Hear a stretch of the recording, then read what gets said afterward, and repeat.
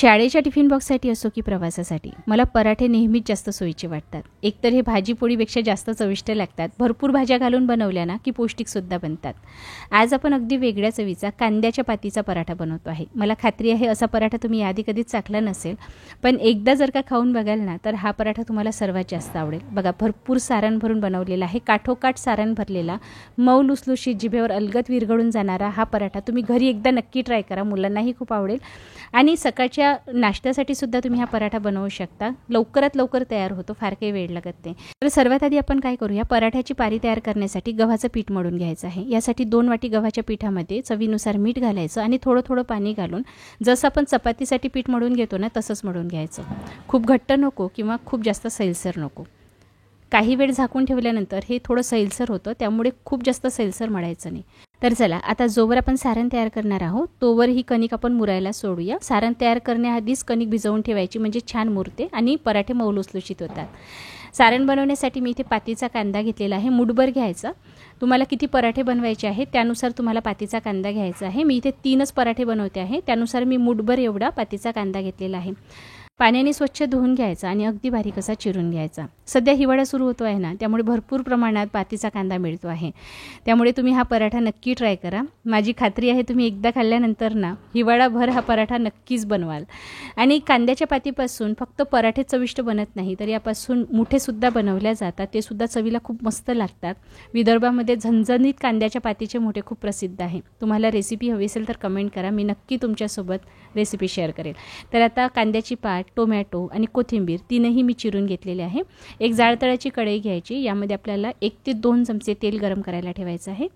तेल गरम झालं की यामध्ये मोहरी घालायची. मोहरी तडतडली की यामध्ये जिरे घालायचं. मी इथे लसूण, आलं आणि कोथिंबीर याची पेस्ट तयार करून घेतलेली होती. जाडसर ठेचूनच घेतलेली आहे, ती परतून घ्यायची आणि लगेच यामध्ये टोमॅटो घालायचे आहे. मी एक मध्यम आकाराचा टोमॅटो चिरून घेतलेला आहे. तुम्हाला टोमॅटो जास्त घालायची असेल तर थोडा तुम्ही जास्त प्रमाणातही घालू शकता. छान चटपटी तशी चव येते. आता यामध्ये आपल्याला लाल तिखट घालायचं आहे 1 चमचा. सोबतच मी अर्धा चमचा हळद घालते आहे आणि 2 चमचे धनेपूड घालते आहे. सोबतच थोडा किचन किंग मसाला घालायचा. तुम्हाला किचन किंग मसाला घालायचा नसेल स्किप करू शकता. कुठलाही मसाला न घालता सुद्धा हा पराठा चविष्ट बनतो. आता टोमॅटो छान मॅश होईपर्यंत शिजवून घ्यायचा. लगेच यामध्ये मी कांद्याची पात घालते आहे. टोमॅटो छान मॅश झालेले होते. आता ही कांद्याची पात जी आहे ना पूर्ण एकजीव होईपर्यंत आपल्याला परतून घ्यायची आहे. लवकर मऊ पडते. हे सारण बनवायला सुद्धा फारसा वेळ लागत नाही. चवीला खूप मस्त लागतं. आणि सारणमध्ये जेवढ्याही भाज्या आपण घालतो ना त्या बारीक चिरूनच घालायच्या, म्हणजे सारण पराठ्याच्या बाहेर फुटून येत नाही. यामध्ये मी 2 चमचे बेसन पीठ घालते आहे. चवीनुसार मीठ घालायचं आणि परतून घ्यायचं. बेसन पिठामुळे चवही छान येते आणि बाइंडिंगसुद्धा मिळते. परत मी 2 चमचे घातलेलं आहे. आता यामध्ये गरजेनुसारच बेसन पीठ घालायचं आहे. सुरुवातीला जरी तुम्हाला हे सारण ओलसर वाटत असलं तरी बेसन पीठ शिजवून झाल्यानंतर कोरडं व्हायला लागतं, त्यामुळे खूप जास्त बेसन पीठ घालायचं नाही. झाकून ठेवायचं, गॅस अगदी मंद आचेवर ठेवायचा. तर यासोबत ना मी पेरूची चटणी बनवते आहे, म्हणजे पेरूची लुंजी बनवते आहे. तर ही लुंजी या पराठ्याबरोबर छान लागते, म्हणजे कुठल्याही पराठ्याबरोबर छानच लागते. कसं आहे ना, सध्या हिवाळा सुरू झालेला आहे. हा हेल्दी सीझन असतो. या सीझनमध्ये सर्व प्रकारच्या भाज्या मुबलक प्रमाणामध्ये आणि स्वस्त दरामध्ये मिळतात. त्यामुळे या सीझनमध्ये शक्य असेल तेवढं हेल्दी खाण्याचा प्रयत्न करा. तुम्ही भाज्यांच्या रूपामध्ये खाऊ शकता, सॅलेड बनवू शकता, सूप बनवू शकता. सूपच्या भरपूर रेसिपीज माझ्या चॅनलवर अवेलेबल आहे. 18 प्रकारच्या सूप रेसिपी मी शेअर केलेल्या आहे. सॅलेडच्या रेसिपी शेअर केलेल्या होत्या. त्याचबरोबर लुंजीच्या रेसिपीसुद्धा माझ्या चॅनलवर आहे. आज मी तुम्हाला जी लुंजी दाखवते आहे ना, ही लुंजी मला खूप जास्त आवडते. पेरूची लुंजी मी हिवाळाभर बनवत असते. चवीला खूप मस्त लागते. विशेष म्हणजे पौष्टिकसुद्धा आहे. पेरू हा हिवाळ्यामध्ये खायला पाहिजे, पण कच्चा न खाता शिजवून खायला पाहिजे. तर त्यासाठी आपण काय केलेलं आहे, कढईमध्ये थोडं तेल गरम केलं. यामध्ये मोहरी, जिरे, लसूण, आलं आणि थोडी कोथिंबीर ठेचून मी यामध्ये घातलेली आहे. आता यामध्ये थोडा हिंग घालायचा. तुम्हाला हवं असेल ना थोडा मेथीदाणासुद्धा तुम्ही यामध्ये घालू शकता, छान चव येते. अर्धा चमचा हळद घालते आहे. अगदी थोडं लाल तिखट घालायचं आणि थोडं धनेपूड घालायचं आहे. कोथिंबीर बारीक चिरून घालते आहे. हे 2 ते 3 मिनिटासाठी परतून घेऊया. आता यामध्ये मी कढीपत्ता घालते आहे. कढीपत्तासुद्धा मी परतून घेते आहे. आता यामध्ये चिरलेला पेरू घालायचा आहे. पेरू तुम्हाला असा मोठ्या फोडी करून घालायचा नसेल ना तर थोडा मिक्सरला फिरवून सुद्धा घालू शकता, पण त्यामुळे लुंजी चिकट होईल. पण जॅमसारखं बनवून सुद्धा तुम्ही घालू शकता किंवा शिजवून झाल्यानंतर मॅश करता येईल. यामध्ये थोडं पाणी घालायचं आणि यामध्ये काळं मीठ घालायचं आहे. सेंदा मीठ घालायचं नाही किंवा साधं मीठ घालायचं नाही. काळं मीठ घातल्यामुळे या लोंजीला चव छान येते. यामध्ये गूळ घालण्याची गरज नाही किंवा साखरही घालण्याची गरज नाही. पेरू हा मुळातच गोड असतो, त्यामुळे गोड घालण्याची गरज नाही. झाकून ठेवायचं आणि मऊ पडेपर्यंत शिजवून घेऊया.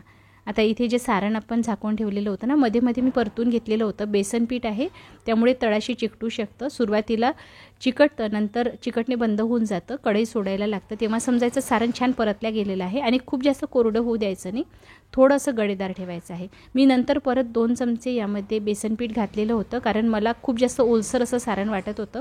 सारण जास्त ओलसर असेल ना तर पराठ्याच्या फुटून बाहेर येतं, म्हणून खूप ओलसर सारणसुद्धा बनवायचं नाही.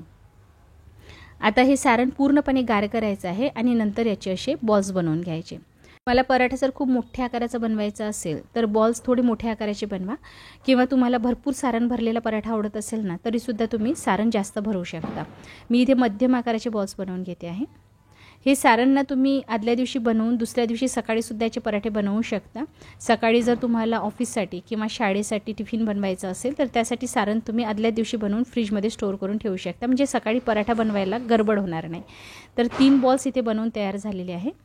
तर चला, आता पराठा बनवण्यासाठी जे गव्हाचं पीठ आपण मळून ठेवलेलं होतं ते एकदा आपण परत मळून घेऊया. छान मुरल्या जातं. सारण बनवण्यासाठी मला 10 ते 15 मिनिट लागलेले होते. तेवढ्या वेळामध्ये ही कणिक छान मुरल्या जाते. कणिक जर मुरल्या गेली नाही ना तर पराठ्याची जी पारी आहे ना ती वातळ होऊन जाते, पराठे लवकर कडक होऊन जातात. पण छान मुरल्या गेली ना तर पराठे मऊ लुसलुशीतच राहतात, दिवसभर जरी ठेवले तरी. आता इथे लुंजी बघू शकता, छान कोरडी झालेली आहे. आता गव्हाच्या पिठाचा एक बॉल मी बनवून घेतलेला आहे. याला असं चापट करून घ्यायचं आणि आतमध्ये असा बॉल ठेवायचा. जसं आपण पुरणपोळी बनवत असताना आतमध्ये पुरण भरतो ना, अगदी तसंच करायचं आहे. आणि अशा पद्धतीने बंद करायचं आहे. नीट बंद करायचं, नाहीतर काय होतं सारण जे आहे ना ते फुटून बाहेर येऊ शकतं. असं दाबून दाबून आतमध्ये सारण दाबायचं आणि पारी अशी वर ओढायची आहे आणि अशा पद्धतीने बंद करायचं.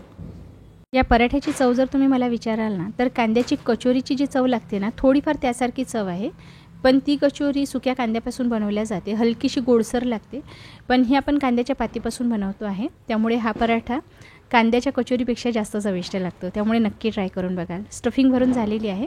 आता कोरडं गव्हाचं पीठ घालायचं, दोन्ही बाजूनी असं पीठ लावून घ्यायचं आणि हलक्या हाताने पराठा लाटायचा आहे. सुरुवातीला असं चापट करून घ्यायचा, म्हणजे सारण जे आहे ना ते काठोकाठ असं पसरलं जातं. त्यामुळे पराठा फुटतही नाही आणि छान एकसारखा असा लाटला जातो. तर मी असं सपाट करून घेतलेलं आहे. आता लाटण्याने याला लाटून घ्यायचं आहे, पण हलका दाब देऊन लाटायचं आहे. खूप जोरात लाटाल ना तर काठानेच सारण फुटून बाहेर येऊ शकतं. अशा पद्धतीने हलक्या हाताने याला लाटायचं आहे. काठाने याला पातळ करायचं, मध्यभागी खूप जास्त पातळ करू नका. बघा इथे पराठा जो आहे ना लाटून तयार झालेला आहे. मस्त एकसारखा लाटला गेलेला आहे आणि अगदी पातळ अशी पारी झालेली आहे. तवा मध्यम आचेवर गरम करायचा आणि दोन्ही बाजूनी असा शेकून घ्यायचा आहे.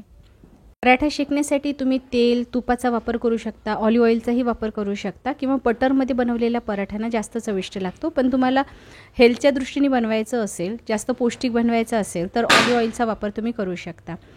तर बघा पराठा मस्त टम्म फुगायला लागलेला आहे आणि सारण बघा अजिबात बाहेर आलेलं नाही किंवा पराठा जागोजागी फुटलेला सुद्धा नाही आहे. आता दोन्ही बाजूनी मी थोडं तेल लावून घेते आहे. तर हा पराठा बघा मस्त शेकून तयार झालेला आहे. हा पराठा गरमागरम खायलाही छान लागतो, गार झाल्यानंतर सुद्धा मस्तच लागतो. तर इथे आपला एक गरमागरम पराठा बनवून तयार झालेला आहे. पराठ्याचं कसं असतं ना, याबरोबर भाजीची गरज पडत नाही. लिंबू, मिरची आणि कांदा असला ना तरीही चालतं. आणि अशी जर पेरूची चटणी असेल ना तर मस्तच लागते. तुम्ही ही चटणी ना चपातीबरोबर सुद्धा खाऊ शकता. भाजीला काही नसेल ना तर ही चटणी बनवा, चपातीबरोबर खा, खरंच खूप मस्त लागते. दुसरा पराठा मी शेकून घेते आहे. बघा अजिबात फाटलेला नाही आणि मस्त टम्म फुगलेला आहे. पराठा जेवढा जास्त फुलेल ना तेवढा जास्त मऊ लुसलुशीत बनतो. पण काही जणांना मऊ लुसलुशीत पराठा आवडत नाही, खरपूस भाजलेला आवडतो. तर अशा वेळी काय करायचं, सर्वात शेवटी जेव्हा पराठा शिजत आलेला आहे अशा वेळी अगदी मंद आचेवर काही मिनटं तव्यावर छान परतून घ्यायचा, म्हणजे वरची पारी जी आहे ना ती कुरकुरीत बनते आणि तसा पराठासुद्धा चवीला छान लागतो. तुम्हाला कसा पराठा आवडतो, मऊ लुसलुशीत की वरची पारी क्रिस्पी असलेला? कमेंट बॉक्समध्ये कमेंट करून नक्की कळवा. पराठ्यावर बटर घालून खायला मला जास्त आवडतं. नक्की ट्राय करून बघा हा पराठा. चवीलाही छान लागतो. बघा किती मऊ लुसलुशीत झालेला आहे.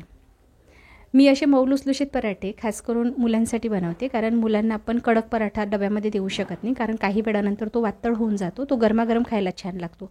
पण असा लुसलुशीत पराठा मुलं दिवसभर जरी डबा ठेवला ना तरी खाऊ शकतात. बघा काय मस्त सारण भरलेला पराठा आहे. हे वेगळ्या पद्धतीचा सारण भरलेला पराठा तुम्ही एकदा जर ट्राय कराल ना तर हिवाळाभर नक्कीच बनवाल. रेसिपी ट्राय नक्की करा. चाखून बघितल्यानंतर किंवा बघितल्यानंतर तुम्हाला कशी वाटली मला कमेंट बॉक्समध्ये कमेंट करून नक्की कळवा. जर आवडली असेल तर लाईक शेअर करा.